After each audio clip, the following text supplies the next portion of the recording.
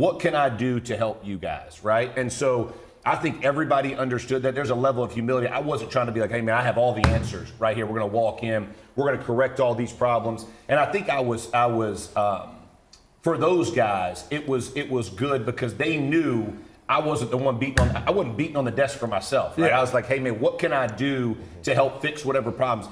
Listen, they knew they're going to have to start playing young players. You think our defense wanted to go play? I mean, we sat a lot of good players to play some young guys who are now playing really good. But you think Gus wanted that? I mean, you know what I mean? Like, exactly. His resume. Exactly. Yeah. So you're sitting on that. But let me tell you, if I can die on that hill for him, I'm glad to do it. Because he's a freaking great DC. The guy understands ball. He gets people ready to go.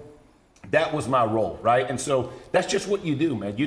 I didn't sweat all the man, listen, I tell you what, I have forgotten more football than everybody who's making fun of me has ever thought, right? And so I ain't sweating it even a little bit. Like these dudes, off the couch blasting me, I get it, man. I wasn't your pick, but I will say this too, from Jim's perspective and Chris's perspective. I think, Gus and his whole staff was brand new. Right? They had just fired the two play callers on offense. When you looked at the staff as a whole, there wasn't a lot of places they wanted to go, because they're going to have to look at this and revisit it at the end of the season. So it was an easy, come in, do your 8 weeks, and get out, right? And so... Did you want the job? I wanted it under condition. Because when I heard you wanted the job, I'm like, Jeff. Yeah, I'll say this. Head coach only 32 of those. That's hard. I get it. But I will say this: the lifestyle part for me. That's what I'm saying. Was the biggest, and that part when Chris and I sat down, that was the biggest. That is the biggest issue, right? I would tell you very frankly. I ain't gonna be there from 5 a.m. to midnight. I'm gonna let y'all know, but I'm gonna eat dinner with the family. And I have that Bruce Arians, Tony Dungy mentality, bro. We're gonna go do it, but I ain't living it. I'm good, right? Yeah. And Jim knew that as well. He's like, hey man, if you want to do this thing, let's interview at the end, see what happens. And it was a great experience. I tell people, I had to write I got Jim Caldwell, Tony, I got all these guys. I wrote a 200-page manifesto. Yeah, dude, about, hey, this is what you would do with your program. Here's the type of players you Jim? Want. No, to Chris, to Ballard. When you're presenting to Ballard and as they were going, and obviously it would go to Jim later, but as you're going through that, there was exercises that I went through that were phenomenal, man. As a leader, what do you want? What type of staff do you want? Who would you keep? Who wouldn't you keep? Player-wise, who do you like? Which direction you want to head? There is and I will say this, man, it gave me a completely different perspective for coaches. These dudes, man, they take a lot of shells, Love man. ball. Yeah. Love ball. Love ball. Love some ball, dude. Live it, breathe it, die, the whole deal. I mean, when I tell you there are some dudes on staff who have been doing this a long time, man.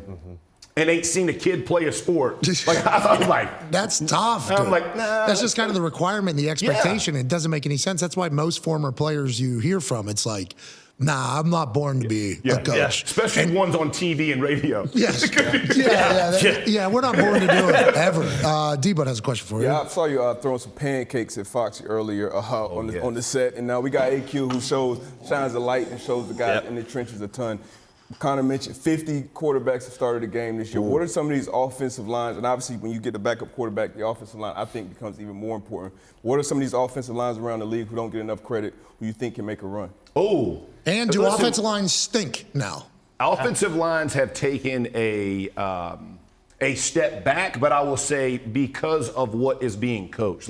We coach so much more scheme specific now than we ever did, right? When I was playing, it was much more about fundamentals, techniques. Yeah, this will translate. It'll translate to whatever it is, right? Yeah, it'll go hands in the dirt, right? All those kind of things. Now it is much more about specific, scheme, whether it's Mike McDaniel, whether it's Shanahan, so you look at those two teams.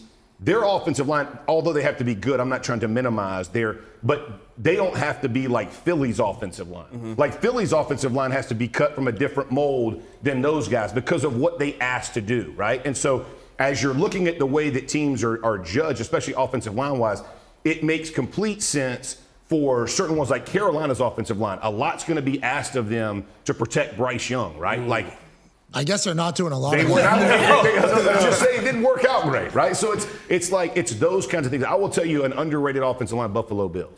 They get blasted all the time about not being able to run it, about not being able to do whatever they're doing. These guys are a good group. They can make it happen. The Colts offensive line doesn't get nearly enough love, right? Like these guys have played lights out. Oh, yeah. I mean, they have played lights out this season. Hey, we're in it. Oh man, they in it. They got some steering power, Hey, bro. Gardner Minshew, too. Lightning mania. Football player. Minshew mania. Running wild, brother. I got to meet him at the training camp or whatever. And, you know, a couple years back, he was all over the internet. He had living in his RV, making videos. He was in commercials because he's this lightning rod of a character. I'm like, hey, you've kind of disappeared from the internet. He goes, I just won't play ball. Like I think he got a chance to experience all that and was like, this is not, I just want to play ball. And he knows that he doesn't have forever. Right. You know? So he's like, I just want to enjoy every single moment. And even though Anthony Richardson was there, all the teammates were like, Gardner's been a great asset to this building as a leader and everything. And now that he has an opportunity, it's not always perfect. No. Boy, there are some bad decisions made in the Gardner Minshew experience. Absolutely. But at the end, we're in it. Yeah. And Shane Steichen, I don't know if you got to meet him. Shane Steichen, this guy has had to deal with Jonathan Taylor not wanting to be there. Oh, bro. And now he's there. He's had to deal with the number 4 overall pick getting hurt in 4 out of 5 games. Yes. And then losing him, and now Gardner Minshew's in here. Alec Pierce just scored his first touchdown. He was a first-round draft pick last year. Yeah. So it's like the things that they've had to go through to get to this point is insane to think about. Bro, first of all, Steichen is a freaking stud. Dog. And got some brass cojones, bro. Like, this dude drops them out there. All the time. And continually makes, like, good calls. Like, I got a ton of respect for what this guy's doing. I will say this. I got a ton of friends who still live in Indy, right? Every one I get is about Minshew mania. I mean, these dudes are fanatic. They want the jorts. You know, they want the cutoffs, bro. They want the whole, the whole deal, man. They have bought into this guy. And to your point, like, there's something electric that's going on with Indy. And you saw them, man. They just putting one in front of another. They keep finding ways to win. The defense finds a way. Offense finds a way. Special teams blocking 2 punts. Stonehouse had to have surgery on his knee. T's and P's to that, pal. We hope you come back. That looked terrible. It did look A couple of your former teammates, too, doing a hell of a job on that staff. Reggie Wayne, receivers, Cato June, and there with the linebackers. My boy Mike Mitchell in there with the secondary. So that was a good job with Shane keeping those guys on the staff, holding them over. All 3 of those guys that you talked about are difference makers, right? I mean, like Cato, Mike, those dudes. Mike got a different. Now he got a different mentality. Oh, now. yeah. That dude's for real. Oh, yeah. That's a dog for real. I mean, I'm telling you, he is. Listen, he is not about the new rules of ball. However y'all want to take that, he don't care about no new rules, bro. It's about decleating folks, right? Cato, him and Reggie being on this, I like that. And Reggie, you know Reggie. Yeah. Like he is.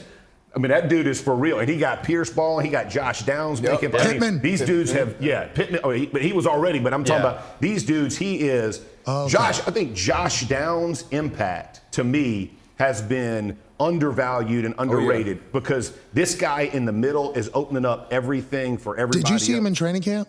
Beast. No. Couldn't catch a ball. Oh, you talking about Josh? Yeah, Josh Downs, training camp. He was in preseason games. I think he had like 5 drops right in front of my eyes at his preseason game. I'm like, this poor guy. No, let me tell you. But then as soon as the game started for real, it was like diving catches. I'm like, this is my favorite guy on the team all of a sudden. So my son went to school with him at Carolina, right? So my son walked on at Carolina as a receiver. Downs is from my area in Atlanta. And let me just tell you, dude, like my son, first week he's playing, he's like, this is the smartest receiver I have ever been. He's like, Dad, when the ball is snapped, this dude is getting vertical and he sees every rotation and he makes play after play. He said, this dude is ahead of the coaches. This dude knows ball. I remember telling Ballard last year we were talking about, this guy is an absolute beast. And he's okay, so he got him drafted. He's we're thankful for He's a small guy. Look at you, your final gift. Hey, thank you. Maybe be stout.